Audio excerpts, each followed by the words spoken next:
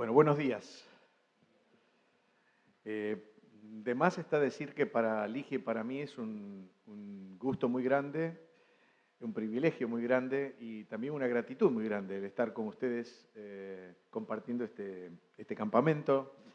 Y gracias por la invitación, gracias por el gusto que nos dan de acompañarles y de compartir estos momentos, todo lo que haremos en el campamento y particularmente la palabra del Señor. En este lugar que guarda para muchos de nosotros un recuerdo inmenso. Muchos no habían nacido cuando yo llegué a este campamento, en el año 1957. Era un crío de, no sé si de 8 años, 10 años. 10 años. Ya saben cuándo nací, ya saben cuántos años tengo ya, de paso. En el año 57, efectivamente, y por lo menos 10 o 12 años seguidos, fueron mis vacaciones acá en el campamento Lin. Así que,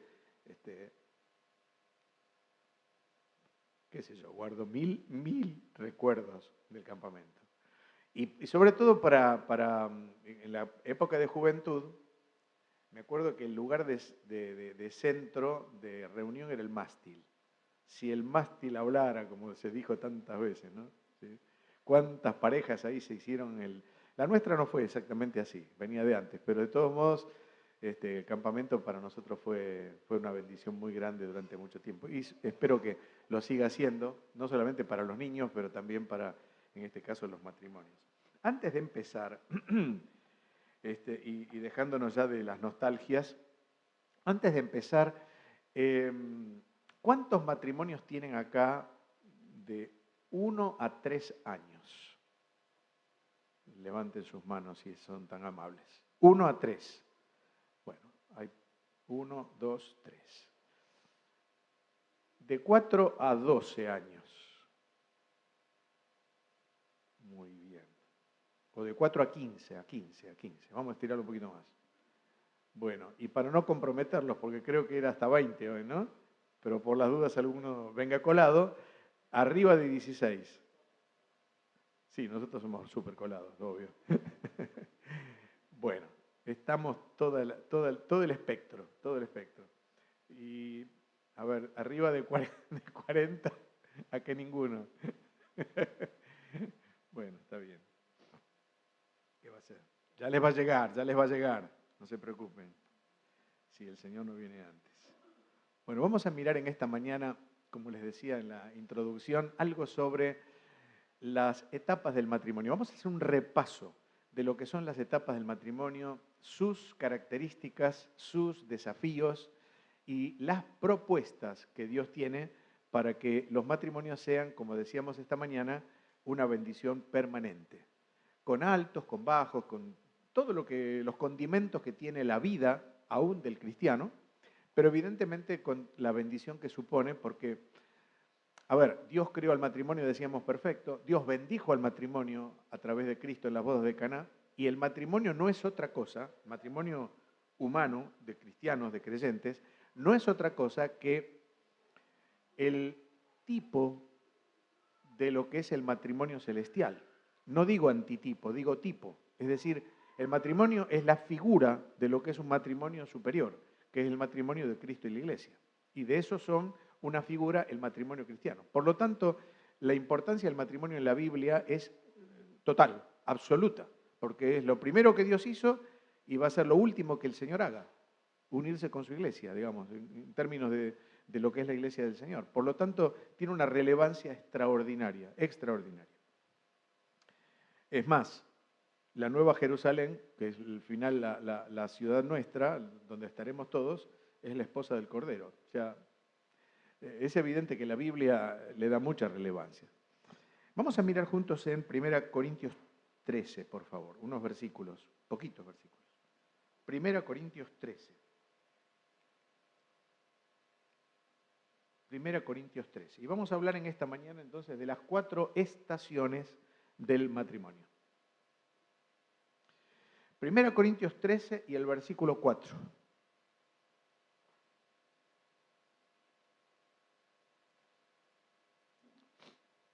Primera Corintios 13, 4. Dice, el amor es sufrido, El amor es benigno. El amor no tiene envidia. El amor no es jactancioso. No se envanece. No hace nada indebido. No busca lo suyo. No se irrita. No guarda rencor. No se goza de la injusticia, mas se goza de la verdad. Todo lo sufre, todo lo cree, todo lo espera y todo lo soporta. El amor nunca deja de ser. Hasta acá la lectura.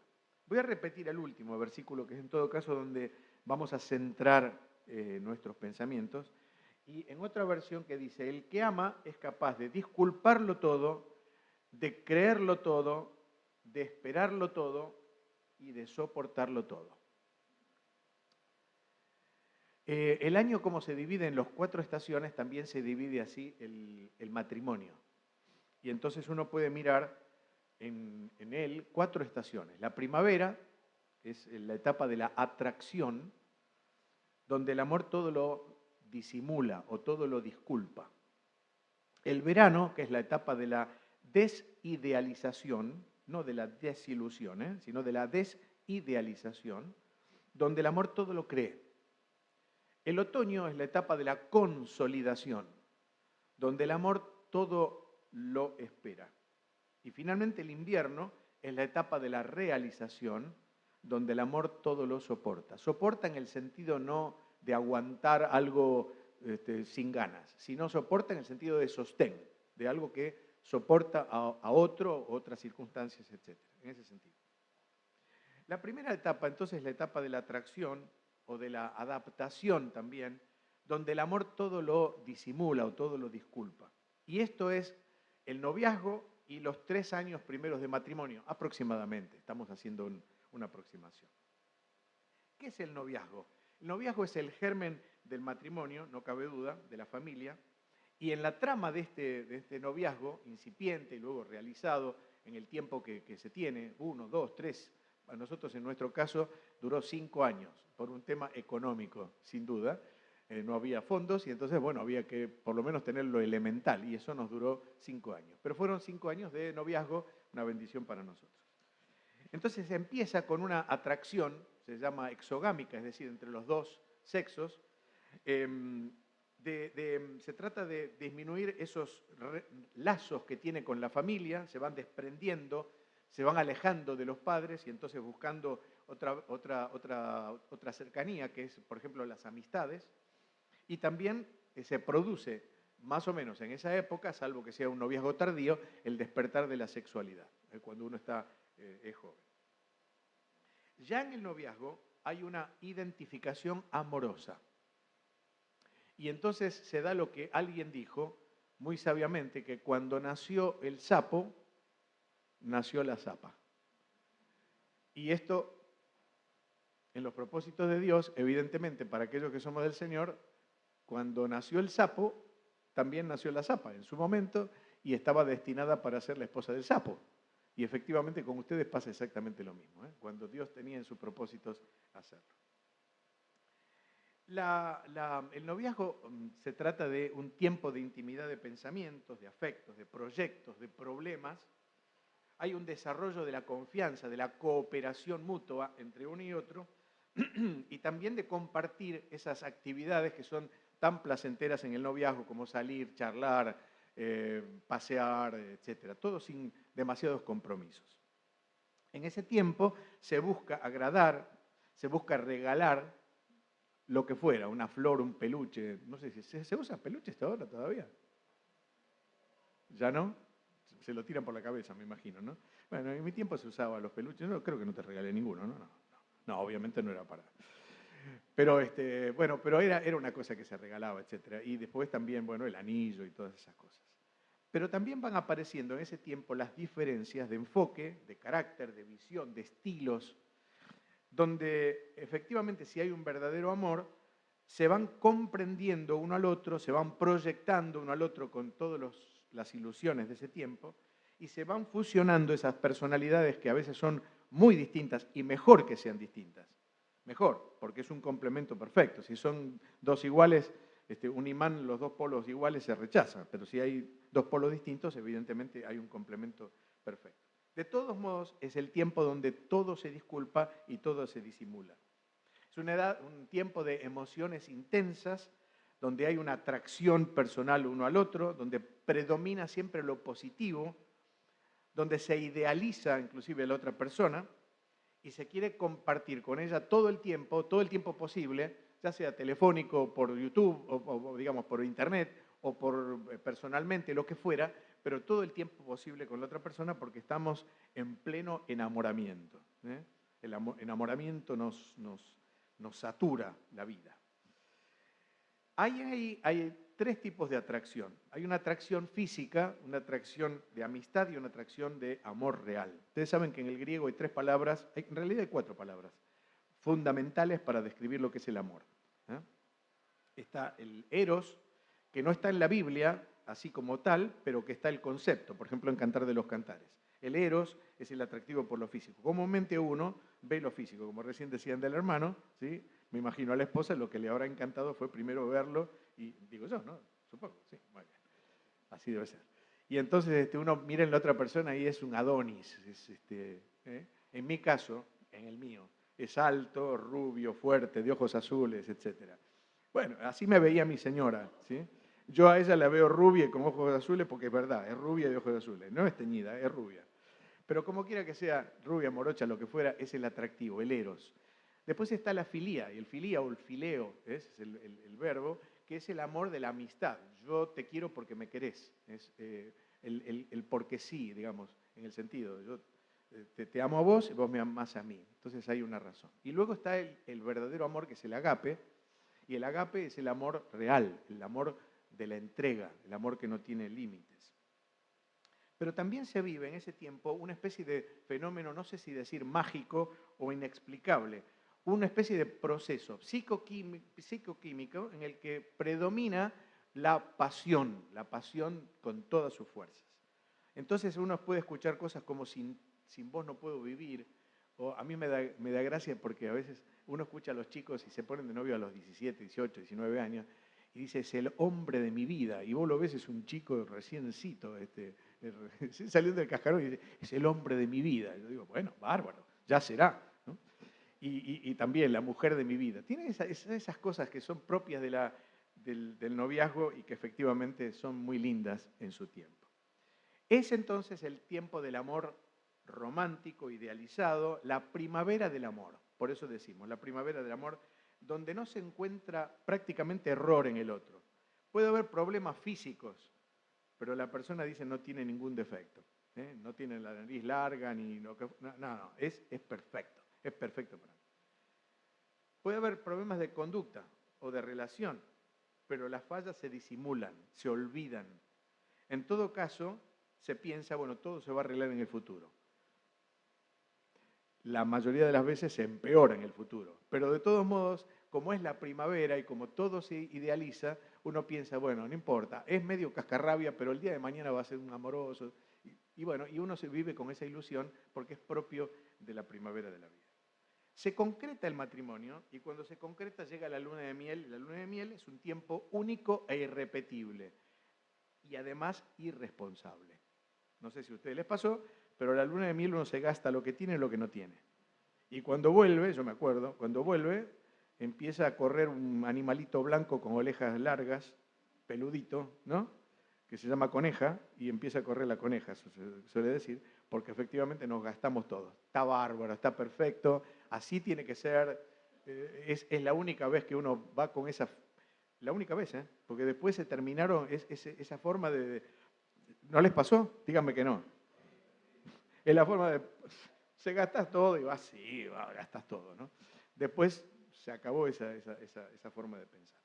Pero en todo caso, el romance y el enamoramiento, lógicamente, llegan a su cúspide, a su punto más alto.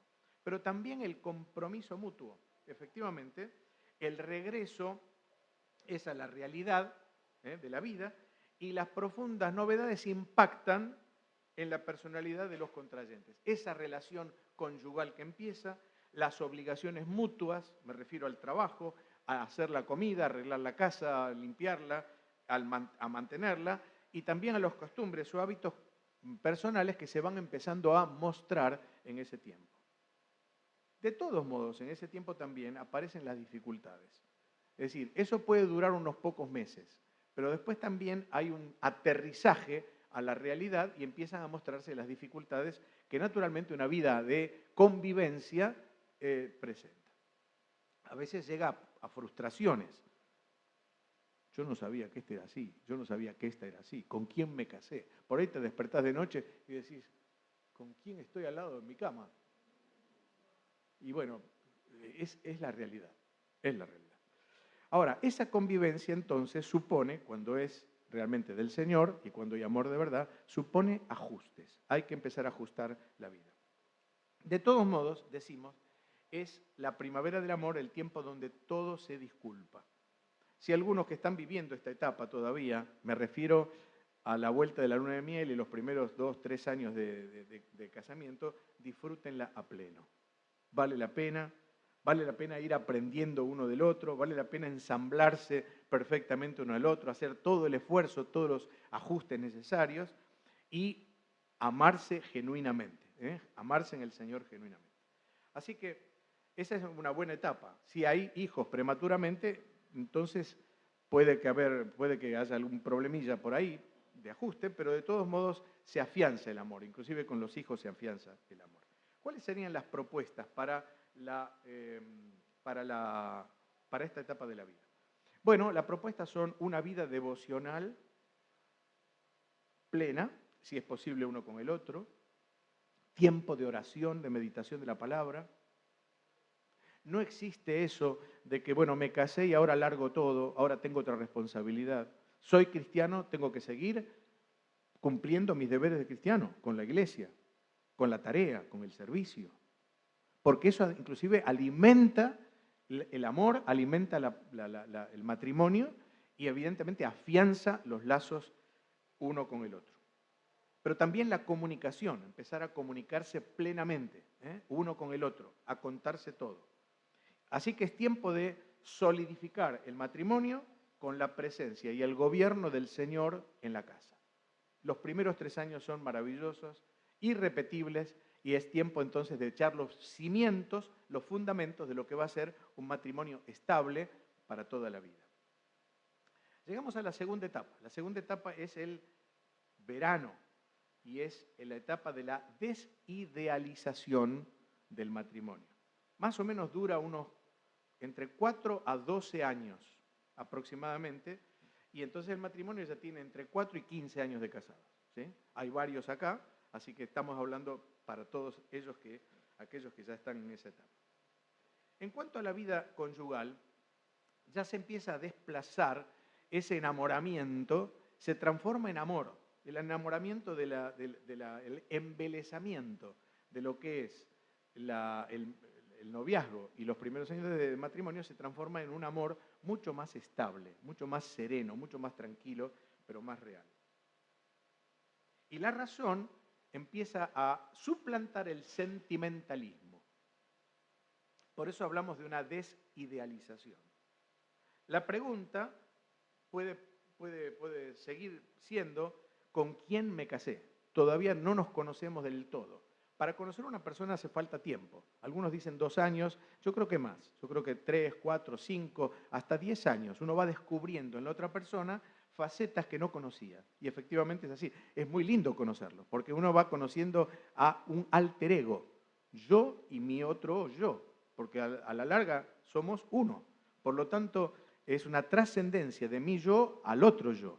Y cuando yo empiezo a descubrir en la otra persona, es como descubrir lo que a mí me falta, lo que yo no tengo y tengo en la otra persona. Y eso es una cosa de un ejercicio fantástico. De todos modos, empiezan también algunas cositas, algunas piedritas en el zapato. Por ejemplo, los hábitos. Los hábitos empiezan allí, los hábitos que traemos de nuestra niñez, de nuestra juventud, y que en el noviazgo los vamos como ocultando. Yo no quiero que sepa que yo soy así, tengo este hobby, esta cosa rara, se me ocurre levantarme a las 4 de la mañana a comer un sándwich, cualquier cosa, ¿no? Lo que fuera, lo que fuera. Pero son esos hábitos raros que uno tiene, ¿sí? Que con los años, si nos casamos más grandes, mayores, todavía son más acentuados, ¿vieron? ¿Sí? Cuando uno dice, perdón la expresión, lo digo en confianza, un solterón, una señorita ya mayor, tiene sus hábitos ya incorporados y es difícil sacarlos, ¿no? Entonces, bueno, hay que hacer un ajuste fenomenal, pero hay que hacerlo, porque evidentemente nos conviene, es bueno hacerlo. Entonces, se empieza a dimensionar lo que es estar unido a una persona para siempre. Ya no soy yo, ya no son mis hábitos, son los hábitos de los dos. Tengo que compartir mis hábitos con la otra persona.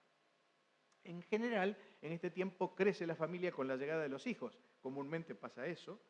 Y entonces se completa el hogar, es decir, el verano se completa. Pero entonces surgen las dificultades. Y es normal que surjan las dificultades porque se dan todos los casos de convivencia. Si estás pasando por dificultades, estás en esta etapa de tu matrimonio, quédate tranquilo, es absolutamente normal. No sos raro, tu mujer no es rara, no es especial, no es nada de eso. Es normal que ocurra.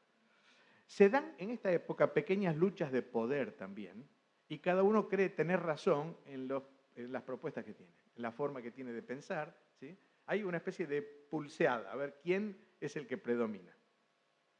Y también puede surgir actitudes de culpar a la otra persona de las expectativas incumplidas, ¿sí? Yo pensé que ibas a hacer así, yo pensé que ibas a hacer de otra forma, y entonces empezamos como a culpar a la otra persona de lo que nosotros pensábamos en nuestra imaginación que iba a ser la otra persona y que realmente no lo es, porque no lo es, porque no lo fue nunca. Porque en todo caso estaría fingiendo un poco, pero la realidad se descubre al poco tiempo.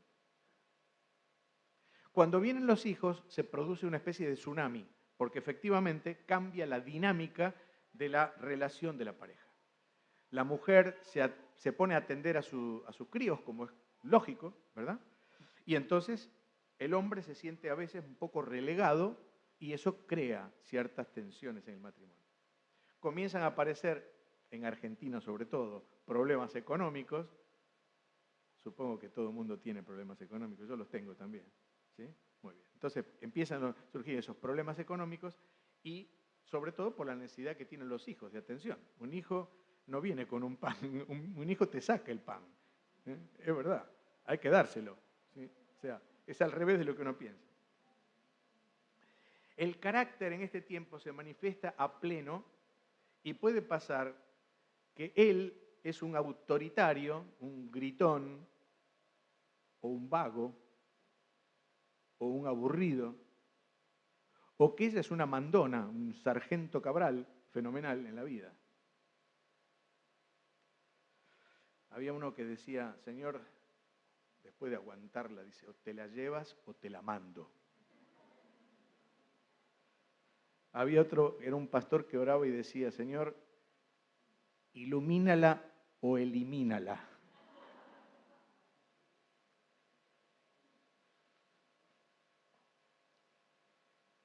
Hay una alarma en este tiempo y la alarma es la alarma de los 7 años, la crisis de los 7 años. Esto es bastante popular.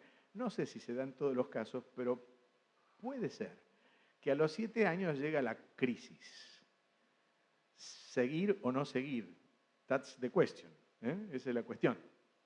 Entonces, a los 7 años aparecen, y esto es verdad, en muchos casos los divorcios, las separaciones. Parecería que el límite inclusive está bajando rápidamente, dramáticamente. Lo estoy diciendo con mucho respeto porque es posible que haya entre nosotros quien haya tenido que pasar por esa circunstancia difícil que a veces, lamentablemente, es una solución para problemas todavía peores que lo que es un divorcio. Pero no es lo normal. Dios no nos hizo para esto, aunque son excepciones atendibles. Pero cuidado con los 7 años, hay que estar pendiente. ¿Quién llegó a los 7 años acá? Estás en peligro total, hermano. ¿Dónde está tu esposa? ¿Dónde está? ¿Está afuera? Bueno, ¿está ahí? Hola. Lamento decirte. Si no los ven el año que viene a Marcos, es por la crisis de los 7 años. Y me van a culpar a mí. No, olvídense. Se puede hacer 7, 14, 21 y sigan adelante. Tranqui, todo tiene solución. Ponele Plavicón, como dice. Bueno. Posibles soluciones para este tiempo.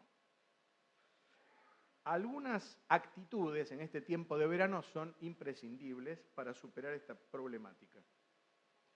Y si hay amor y temor en el Señor, les voy a mencionar algunos versículos solamente que pueden ser muy interesantes para esto. Posibles soluciones. Por ejemplo, Proverbios 17:1 dice, mejor es un bocado seco y en paz que casa de contiendas llenas de provisiones.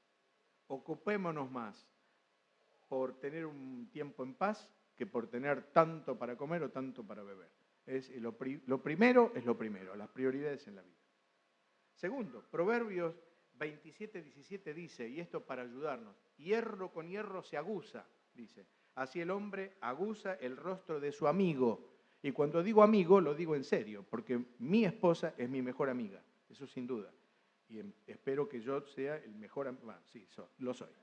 A esta altura del partido, si no me di cuenta, soy el mejor amigo. Tu esposa y tu esposo son los mejores amigos. Por lo tanto, hierro con hierro se aguza, digamos. Y otro tema que vamos a hablar luego, mejor, que es el tema del perdón. El perdón en el matrimonio en esta época tiene que ser fundamental. Leo lo que dice Efesios 4:3. Miren si esto no está escrito para un matrimonio. Quítense de vosotros toda amargura, enojo, ira, gritería, maledicencia y toda malicia. Antes sed benignos, misericordiosos, perdonándoos unos a otros, uno al otro, como Dios nos perdonó a nosotros en Cristo. Todo esto es para nosotros. Y este versículo tenemos que leerlo tantas veces como haga falta para que se quiten de nosotros. Es un círculo vicioso. Amargura, luego viene el enojo, la gritería, la maledicencia y la malicia. Es un círculo vicioso. Una cosa lleva a la otra. Lo primero que tenemos que tener en cuenta es que no haya en nosotros una raíz de amargura. Cuando se instaló la raíz de amargura, seguro va a seguir adelante. Entonces hay que sacarla inmediatamente. Como si fuera un yuyo, un mal yuyo. ¿Sí? Hay que arrancarlo del jardín. Y entonces empieza a haber un buen ajuste en esa época. Ajustes y sesiones también. Tenemos que tener en cuenta las sesiones del otro. Yo tengo que interpretar que el otro es como es, no como yo quiero que sea. Yo tenía no era una novia, no era, la única novia fue Ligia. Lo aseguro, iba a decir lo juro, lo aseguro. Pero tenía una chica que me gustaba antes de Ligia y miren la estupidez. Ella escribía, en vez de escribir para adelante, escribía para atrás, así. Y yo me había propuesto hacerle cambiar la letra. Porque no me gustaba la letra que tenía. O sea, tenés que escribir para este lado. Estupidez, total. ¿Sí? Bueno, eso es una cosa de niños, pero usted lo lleva al matrimonio y pasa eso. Si al hombre o a la mujer tiene ciertas cosas que le gustan y uno piensa, no, tiene que ser de otra forma. ¿Por qué? Si es la otra persona así, hay que aceptarla y hay que ceder. Amar es ceder con C, ceder a la otra persona sus características y su personalidad.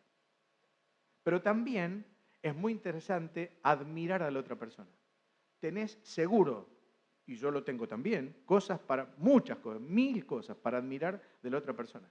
Y es muy lindo vivir descubriendo esas cosas y admirando a la otra persona porque, como dice la Escritura, nadie tenga de sí más alto concepto del que debe tener, sino que considere al otro como superior al mismo. Y en el caso del matrimonio se da eso. Ligia es superior a mí en mil cosas, de verdad, lo digo, lo confieso. Probablemente yo sea en algunas también superior a ella, pero lo importante es esa admiración que uno tiene por descubrir en la otra persona esas características que a uno le faltan y que son admirables. Esto es muy lindo, muy lindo, muy lindo. Las demostraciones de cariño. en palabra y acción. El decirle te amo. ¿Cuántas veces le dijiste a tu mujer o a tu esposo te amo? Capaz que sos como aquel que le dijo, bueno, si alguna vez cambio de idea te lo digo. O aquel que había hecho un cartel en madera y había tallado te amo, porque la mujer le decía, no me decís nunca que te amo. Entonces hizo ahí una maderita, te amo, y le dice, mirala todos los días, no me lo preguntes nunca más. Disculpen la expresión, una bestia, ¿no? Total. Pero bueno, como quiera que sea, el te amo, el decirlo personalmente a la mujer o al esposo, hace mucho bien. Eso es saludable para el matrimonio. Es lindo decirlo a una persona. ¿Por qué? Porque todavía es el tiempo del amor erótico.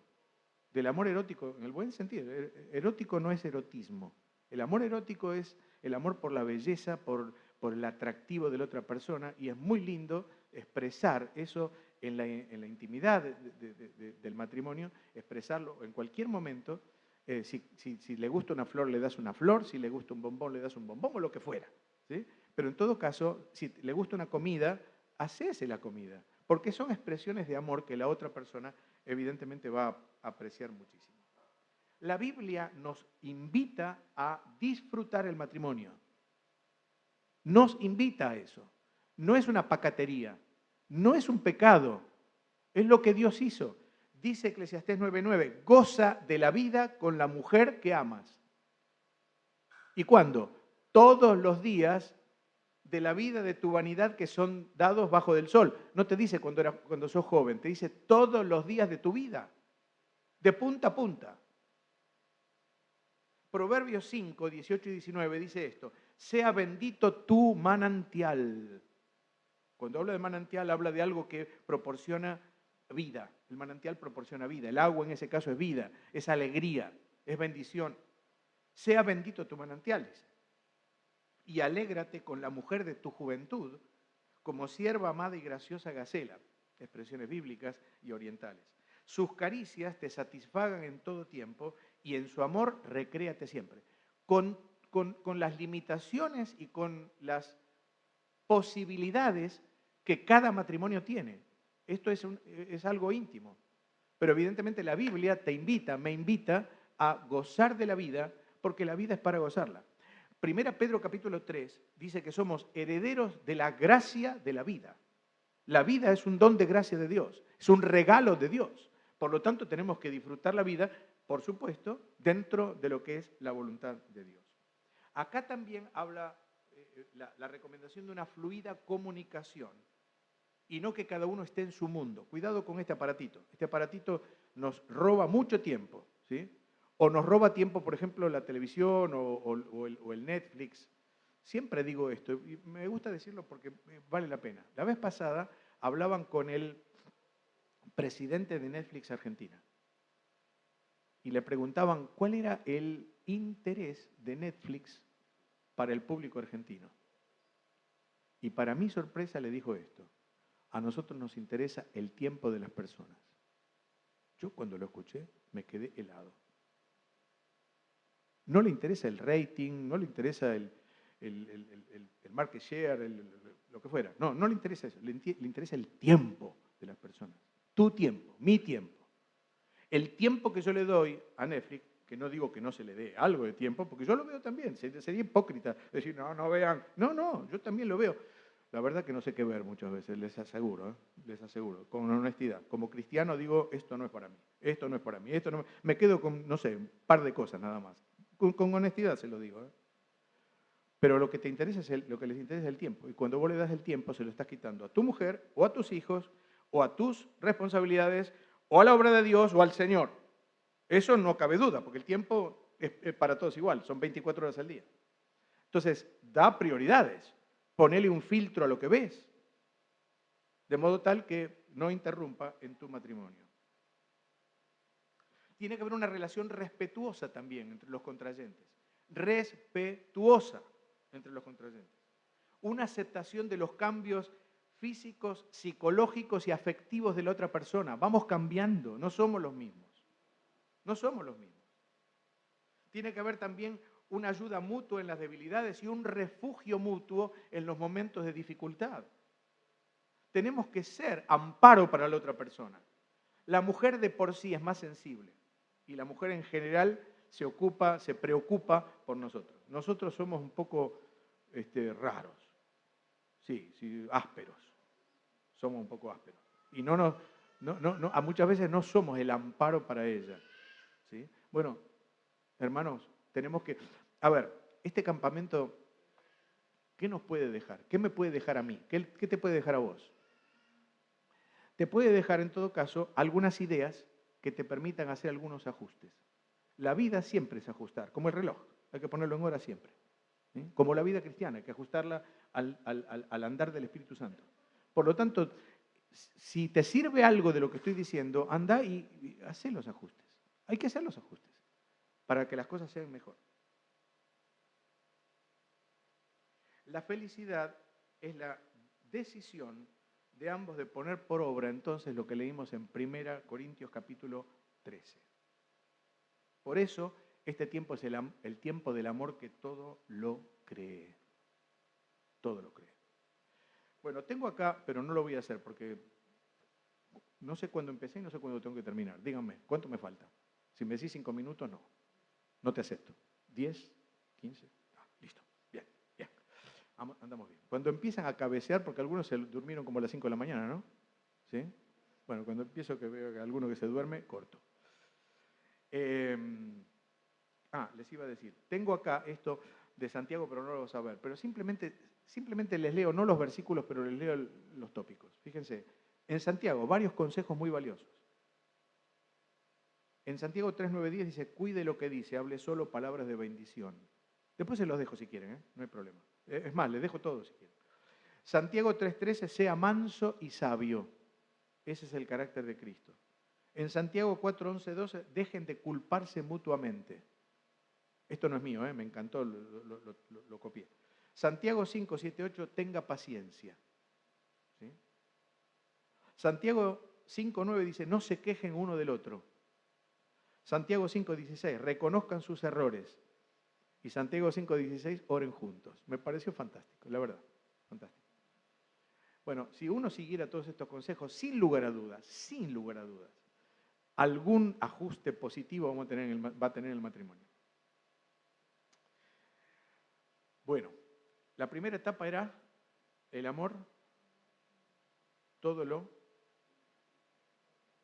¿Cómo empieza? Todo lo disimula, ¿se acuerdan? Todo lo disculpa. El segundo era el amor, todo lo cree. Y el tercero, todo lo... No. Disimula o disculpa. Todo lo cree. Y ahora viene todo lo... Espera. Muy bien. Duración. 8 a 25 años en el matrimonio. Es decir, el matrimonio ya tiene entre 20 y 40 años de casado. Ninguno en esta mañana, ¿no? ¿Ninguno? ¿O sí? ¿Alguien? ¿20? ¿20? ¿Sí? ¿20 justo? Entraron ahí. ¿Y qué hacen acá? No podían estar. Están en 20. Bueno, perfecto. No, porque acá me dijeron, son tan estrictos. Yo entré de casualidad, ¿no? Entré por la puerta estrecha.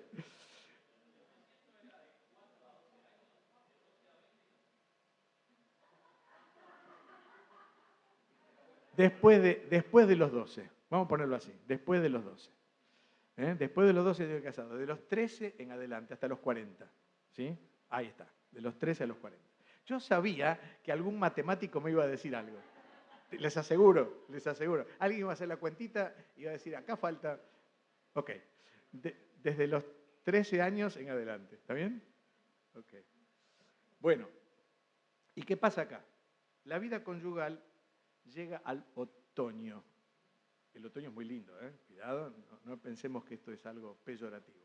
Llega el otoño, ya pasó la primavera, el enamoramiento, ya pasó la primera etapa de casados, la crisis de los 7 se superó, llegamos a los 12, 13 años, listo. Ahora empieza, digamos, el otoño lindo, ¿por qué? Porque se cosechan los frutos de todo lo que uno sembró en todos los primeros años, y por eso es lindo. La relación se va afianzando.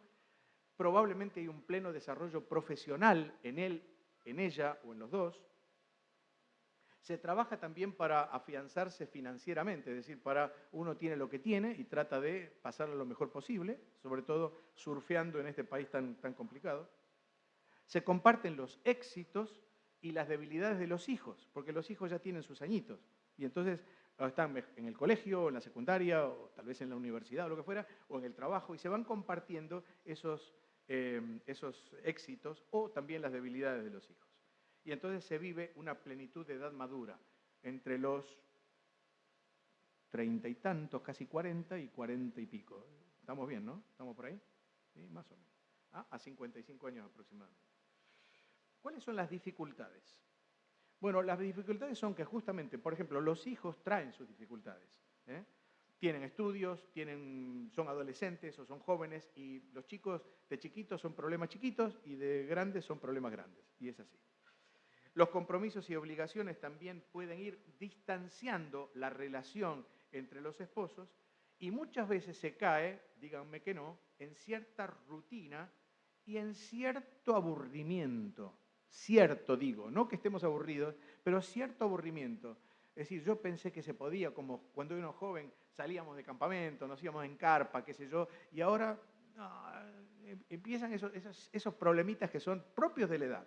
Ya no estamos para esas cosas, ya no estamos para hacer cosas de chicos, estamos ya en una edad madura. A veces no hay demasiados temas comunes entre los dos, solo en torno de los hijos o de otros tipos de cosas. Había un hermano que vino una vez a tomar una reunión de matrimonios. Como me dice Eligia, si vas a una reunión de matrimonios tengo que ir con vos. Y está bien, es lógico. Miren, si yo vengo solo acá a hablar de mi señora, alguno podría pensar, ¿y por qué no vino? Bueno, casi no viene porque se nos enfermó la perra, pero eso es otro tema. Se mejoró la perra, Ligia está acá. Pero este señor vino, este hermano vino solo y dijo una cosa insólita. Dice, lo único que nos une con mi esposa, tendría 50 y pico de años, por ahí, ¿no? 60. Lo único que nos une con mi esposa es una caja de medicamentos. Chan. Tétrico. Lo único que me une con mi esposa es una caja de medicamentos. Qué triste. Si a los 55, 60 años, después de varios años de casado, es lo único que te une, hermano, empezá a hacer los ajustes, empezá a clamar al Señor, empezá a orar, porque algo está decididamente mal. En esta época probablemente decrece o empieza a decrecer esa euforia del deseo sexual uno para el otro. Y a veces también se utiliza como moneda de cambio. No abundo más y ustedes entienden lo que yo quiero decir. Y eso produce muchas veces roces y desavenencias en el matrimonio. Produce una especie de desconexión emocional entre uno y otro. Y la relación, en vez de afianzarse, se va enfriando. Cuidado con esos síntomas. Lo que estoy diciendo es que eso suele ocurrir. Si no te ocurrió, es extraordinario. Si te ocurrió, hay que hacer algo. Pero eso suele ocurrir en ese tiempo. Y entonces es bueno recordar 4 leyes que la Biblia nos menciona muy claramente en 1 Corintios capítulo 7, donde podemos mirarlo rápidamente. No voy a explicarlo, pero en todo caso les voy a decir las 4 leyes. En primer lugar, la ley de la pertenencia, en el capítulo 7, versículo 2. A causa de las fornicaciones, de la inmoralidad sexual que hay, cada uno tenga su propia mujer y cada uno tenga su propio marido. Segundo, la ley del deber. El marido cumpla con la mujer el deber conyugal. Ya sabemos de qué se trata. La mujer no tiene potestad sobre su propio cuerpo, no hay moneda de cambio que valga, sino el marido. Ni tampoco tiene el marido potestad sobre su propio cuerpo, sino la mujer. Y cuarto, la ley de la entrega. No os neguéis el uno al otro, a no ser por un tiempo de mutuo consentimiento para ocuparos sosegadamente en la oración y volved a juntaros en uno para que no os tiente Satanás a causa de vuestra incontinencia. Hermanos, esto no es una sugerencia del apóstol. Esto es un mandamiento de Dios en la Biblia. ¿Me entienden? Esto tiene toda la carga apostólica, de la autoridad apostólica, por lo tanto es para tenerlo en cuenta y para cumplirlo, con las salvedades que hubiera y que son lógicas y atendibles y además son íntimas de cada matrimonio. ¿Me entienden? ¿Sí? Hay veces que no se puede cumplir esto por ciertas razones. Entonces, Dios sabe eso, nos conoce, pues nos conoce más que nosotros a nosotros mismos. Pero evidentemente acá hay 4 leyes que cumplir y les digo, cuando se cumplen las leyes de Dios, Dios bendice. Y cuando no se cumplen las leyes de Dios, obviamente nos falta su bendición. Por lo tanto, es bueno atenderlo. Bueno.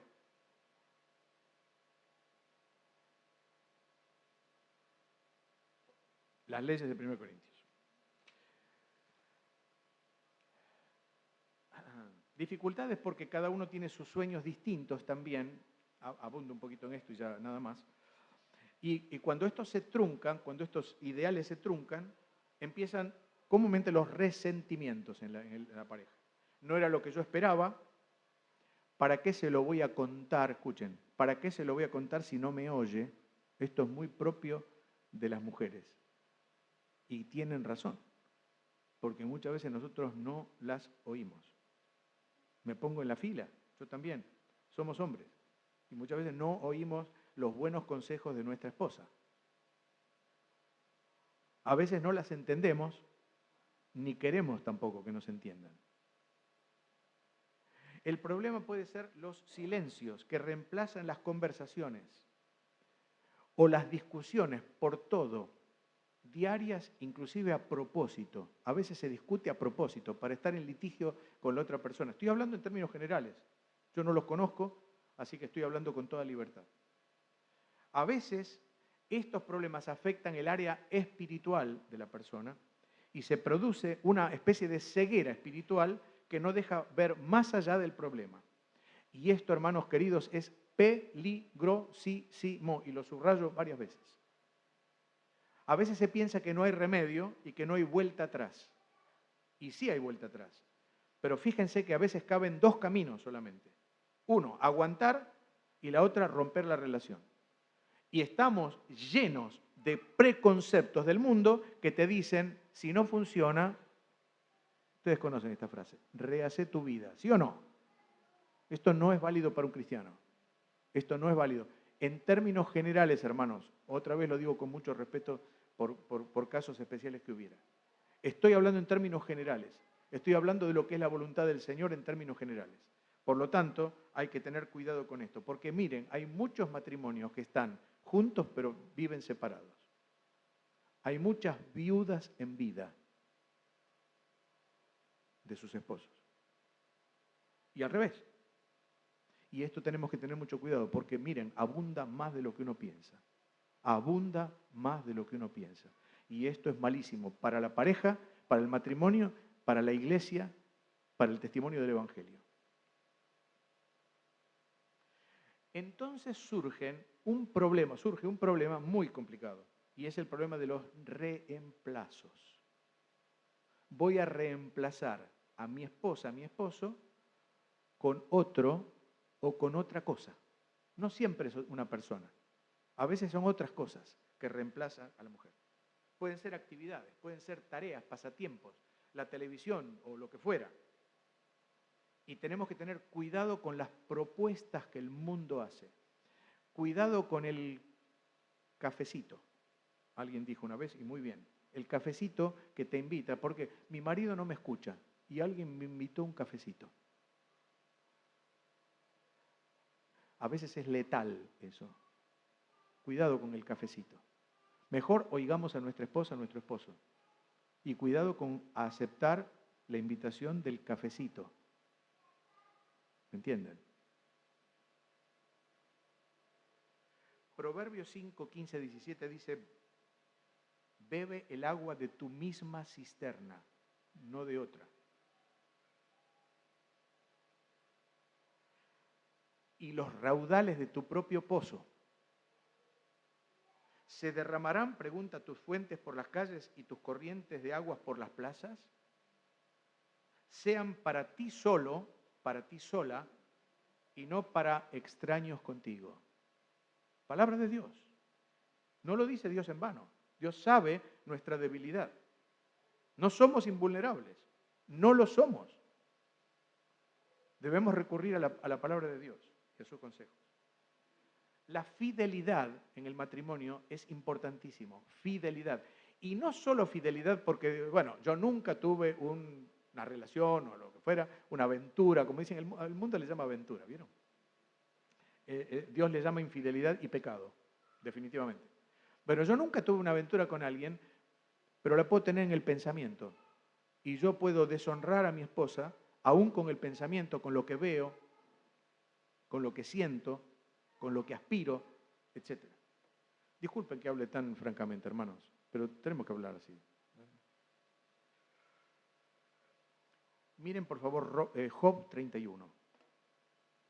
Hoy le estoy dando a los varones con todo. Después me van a agarrar afuera y les cuento. Pero, ¿saben qué? Cuando yo escribo, no escribo para enseñarle a ella, escribo para enseñarme a mí, cuando yo lo estudio. Y entonces, por eso hablo de los varones. Pero miren lo que dice Job 31. Me encanta este pasaje y que Dios nos los grabe en el corazón. Dice, hice un pacto con mis ojos, dice Job. ¿Cómo pues había yo de mirar a una virgen? Porque qué galardón me daría de arriba Dios y qué heredad el omnipotente desde las alturas. Y se pregunta Job, ¿cuántos años? Y yo no sé, pero esto debe tener 6.000 años mínimo, ¿sí? 5.000 y pico de años, 4.000 y pico de años. Bueno, ok. ¿No hay quebrantamiento para el impío y extrañamiento para los que hacen iniquidad? Y miren este versículo. ¿No ve él mis caminos y cuenta todos mis pasos? Hice un pacto con mis ojos, no ver a la mujer extraña, no ver a la virgen, dice acá. Entonces, queridos hermanos, tenemos que tener cuidado con esto, porque la santidad no es de palabra, la santidad tiene que ser real, si no, no es santidad.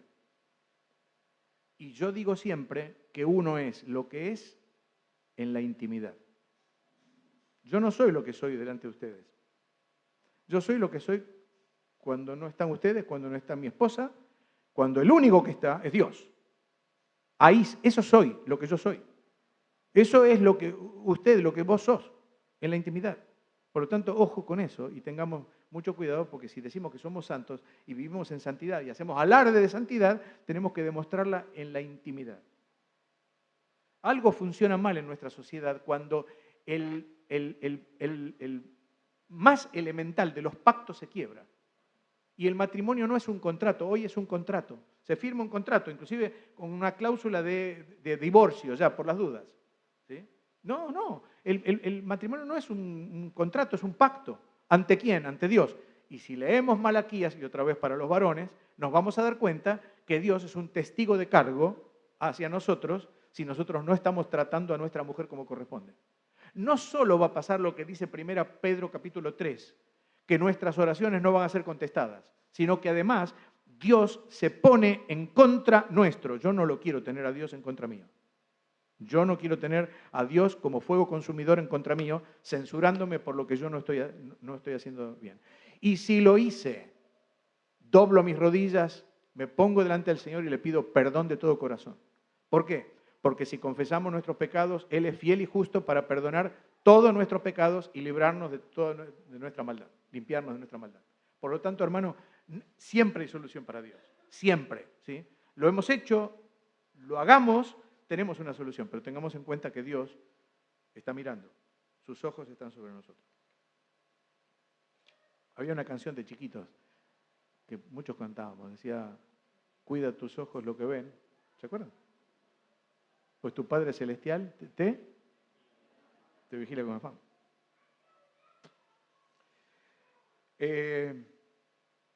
La confianza muchas veces han sido... Porque, a ver, el amor es confianza. El amor es confianza. Y la confianza cuando se rompe y se producen los celos. Los celos son buenos cuando uno dice ama, como dice el Cantar de los Cantares, ¿no? Fuerte como la muerte es el amor, duro como el sepulcro los celos. Muy bien, perfecto. En ese sentido está bien. Yo celo porque amo, pero el otro es el celo malo. Ustedes saben que hay personas que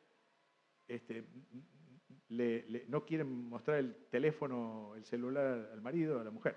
Eso pasa. ¿Sí? ¿Podés mostrárselo a tu esposa? ¿Perdón? Buenísimo. Es una buena solución. Bueno, sé que no lo hacen por eso. Yo no tengo problema. Ahí lo tienen, lo pueden mirar de punta a punta, yo puedo mirar el de ella. Ustedes saben que hay personas que ponen, en el mundo ponen un detective para seguir a la persona. Bueno, como dice el apóstol, estas cosas ni aún se nombren entre nosotros. Por favor, ¿sí? El Salmo 128 nos dice cómo tiene que ser el marido. El marido tiene que ser, dice ahí, temeroso de Dios, y luego dice, anda en sus caminos, es decir, cumple su palabra. Temeroso de Dios. ¿Qué es ser temeroso de Dios? ¿Qué es temor de Dios? El concepto de temor de Dios es este, resumido. El concepto de temor de Dios es no que yo le tema a Dios, sino que yo tema ofender a Dios. Que yo tema ofender, yo temería ofender a mi esposa, porque es lo que más amo en el mundo. Entonces, ¿cómo le voy a ofender? Bueno, con Dios pasa lo mismo. El concepto de Dios, les digo otro concepto, es este. Ser conscientes de la presencia de Dios en la vida. Ser conscientes de la presencia de Dios, eso es temor de Dios. Si yo sé que Dios mora en mí por su Espíritu, en realidad la Trinidad, porque Dios no se puede partir, ¿verdad? ¿No? Es Dios. Por lo tanto, el Señor Jesucristo también dijo, vendremos a Él y haremos morada con Él, el Padre y el Hijo y el Espíritu Santo. Tenemos a Dios. Si yo soy consciente de la presencia de Dios en mi vida, ¿cómo voy a pensar? ¿Cómo voy a hablar? ¿Cómo voy a actuar en mi vida? Entonces dice que el hombre que Dios bendice, Salmo 128, léanlo luego, el hombre que Dios bendice es temeroso de Dios. La mujer que Dios bendice es temerosa de Dios. Y luego dice, anda en sus caminos. Andar es conducta, siempre. Andar en sus caminos quiere decir obedecer a Dios. Obedecer a Dios es cumplir la palabra, es hacer su voluntad. Dos simples conceptos para vivir una vida que Dios bendice. Ser temeroso de Dios y andar en sus caminos. No es complicado. Bueno, propuestas, y con esto vamos terminando.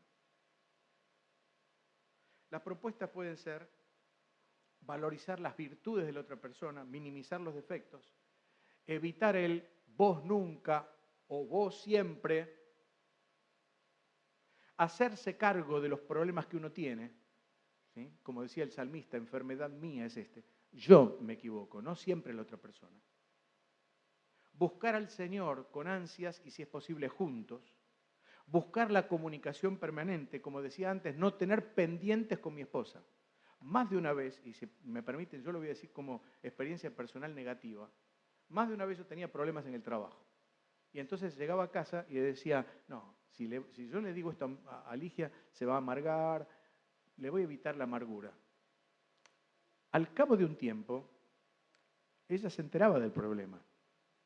Y me decía, ¿por qué no me lo dijiste a tiempo? Bueno, porque No.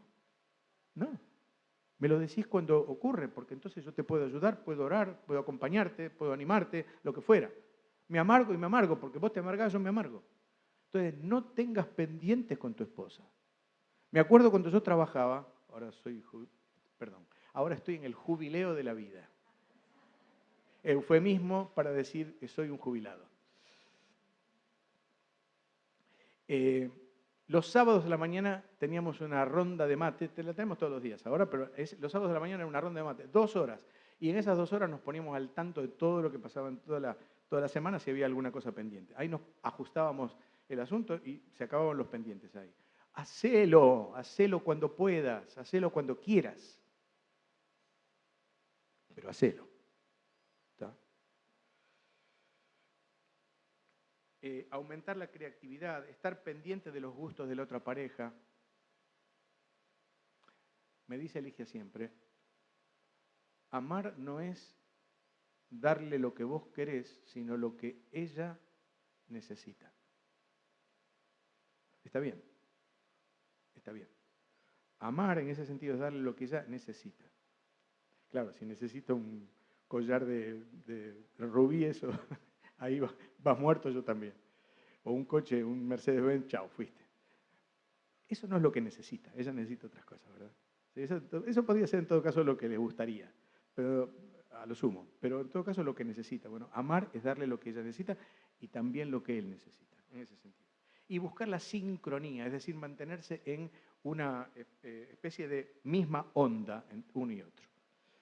Bueno, termino porque ya se fue el tiempo y además porque como ninguno llega a esta próxima etapa, ¿sí? Simplemente, inclusive sin pasar las vistas, les digo 2 o 3 tips. ¿Por qué? Porque van a llegar.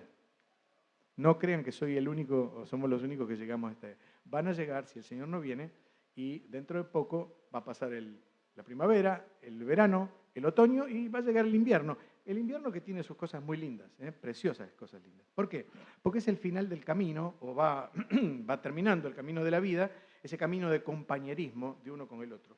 Los hijos ya se han casado, el hogar se va despoblando, puede ser que haya esa sensación del llamado nido vacío, ¿verdad? Y entonces, ¿qué pasa? Bueno, no se sabe qué hacer. Ahí está él, está ella. Salí del medio, que tengo... Y él está ahí en el medio como un tonto, sin saber qué hacer. Hermano, no es el fin de la vida. Al contrario, en ningún sentido.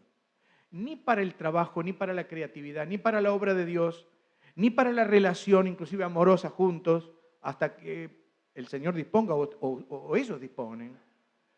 Para todo eso es la edad de la plenitud. No crean que le estoy diciendo esto porque me quiero sacar de encima este año de... No, es así. Créanme que es así.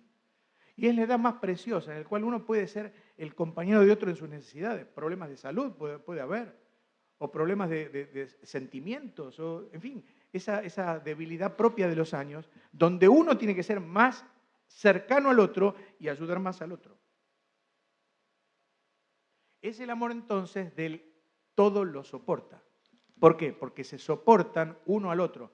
Como digo, no se soportan porque no hay otra cosa para hacer. Se soportan porque es un placer ser de soporte para el otro. No hay que entender la jubilación como el no hacer nada. Los grandes hombres de la Biblia empezaron su tarea cuando eran ya mayores. Y si no, recuerden, por ejemplo, a Moisés.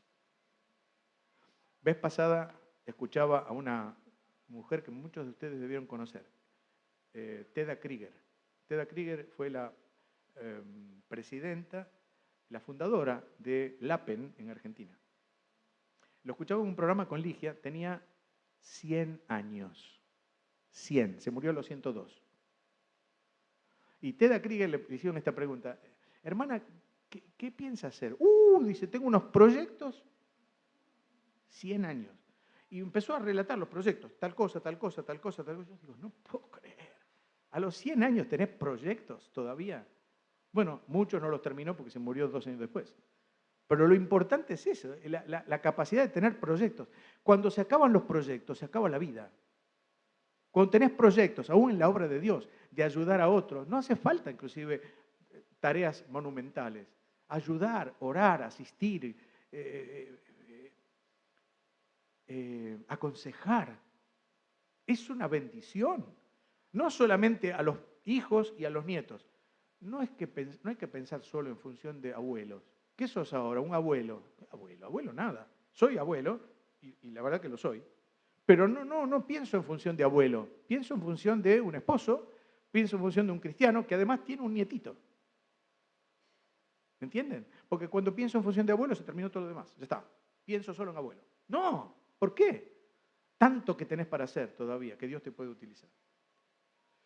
Bueno, cuidarse la salud, reír juntos, eso es muy importante, y recordar los momentos pasados, pero vivir el presente, y si es posible el futuro, en la voluntad de Dios.